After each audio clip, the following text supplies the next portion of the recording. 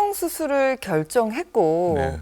수술을 앞두고 있다면 이 부분 너무 중요할 것 같아요. 미리미리 점검해야 될 부분. 간단한 수술에 있어서는 약간 멍이 좀 더 들고 붓기가 좀 오래 가는 등 크게 이렇게 문제가 되지 않지만 전신 마취를 한다든가 아니면 네. 출혈이 많이 나오는 그런 수술을 고려할 때는 철저하게 고려를 해야 됩니다. 예를 들면 출혈을 많게 하는 약물이 있습니다. 항응고제나 비타민 E도 출혈을 많이 하게 하거든요. 그리고 아스피린 이런 약들은 한 2주간 피해 주시는 것이 좋습니다. 혈압약 끊어야 되죠. 혈압약은 꼭 드시고 오시라고 말씀을 드리고 있습니다. 출혈이 많은 전신마취 수술의 경우에는 우리가 마취를 들어갈 때나 나올 때, 회복할 때 뇌출혈의 위험성이 있거든요. 네. 그래서 더 주의 깊게 모니터링하면서 네. 수술이 이루어져야 합니다. 붓기를 빨리 가라앉힌다고 한 행동들이 오히려 좀 덧나게 할 수도 있지 않을까라는 생각이 드는데. 우선 병원의 주의사항을 이렇게 잘 따라야 되고 수술 부위를 만진다거나 충격이 가하지 않도록 하는 것이 제일 중요합니다. 예를 들면 눈 수술의 경우에는 눈을 떴다 감았다 하는 것이 붓기가 빨리 빠지게 합니다.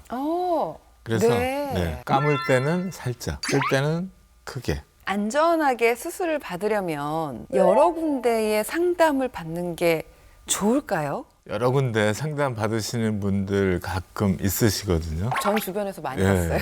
근데 사람마다 이렇게 미에 대해서 다루는 생각이 약간씩 다르거든요. 단지 이제 본인들이 상담을 통해서 자기하고 맞는 디자인을 말씀하시는 선생님을 찾아라. 의사를 찾는 것이 가장 좋고 여러 군데를 다니다 보면 머리 아파서 결정 못하게 되는 경우도 많습니다. 성형수술을 한 번 하면 좀 계속해서 하시는 분들 계세요. 그래서 저분은 중독인가? 이렇게 되지 않으려면 어떤 부분을 유념하고 또 조심해야 될까요? 수술을 여러 군데 하는 거하고 성형 중독하고는 좀 구별을 해야 될 것 같아요. 우리가 상담을 하고 전체적인 얼굴을 보고 이렇게 됐으면 좋겠다 하고 디자인을 해드리고 말씀을 드리면 수술 결정은 본인이 이제 제일 먼저 하시고 싶은 데부터 이제 하시게 되거든요. 나중에 시간이 되고 경제적인 여유가 됐을 때 또 다른 것들을 하게 되고 이렇게 여러 개를 할 수는 있어요. 수술을 해도 별로 좋아질 확신이 없는데 원하는 결과가 나오기까지 만족하지 않고 계속 결국에는 돌이킬 수 없는 나쁜 결과를 초래하는 경우도 많습니다. 너무 가슴 아프다. 성형수술을 하고 부득이하게 재수술이 필요한 경우가 있잖아요. 네네. 어떤 경우에 재수술을 하는 게 꼭 필요할까요? 가장 많은 게 본인이 마음에 안 들어서 하는 경우. 사람들이 주변에서라든가 이상해.